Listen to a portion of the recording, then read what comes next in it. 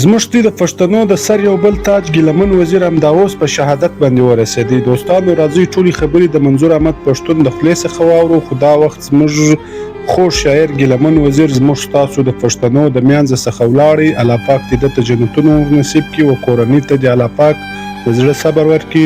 ګیلمن وزیر د 2 غنټو وروسته چې دی په روغتون کې زیر علاج و په هسپتال کې و 2 غنټې دی بېهوش و. د 2 غنټو بېهوشي بعده دی په شهادت باندې ورسېدی. خپله روح یې الله پاک ته وسپارله. راځئ د مشر منظور احمد پښتون ټولې خبرې راسره واورئ او د معلوماتو دپاره زموږ سنګري نیوز درسره فالو کړئ. خو ګیلمن پښتون یعنې هغه زمونږ په منځ کې نشته دی او سبا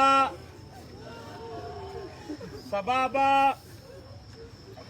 سهار د پېښور په لار باندې بیا د پېښور نه تر بنو پورې بیا تر وزیرستان د ټوبې پره چې څومره ولسونه دي څومره د تحریک ملګري دي په هر ځای کې دي دا ټول راووځئ.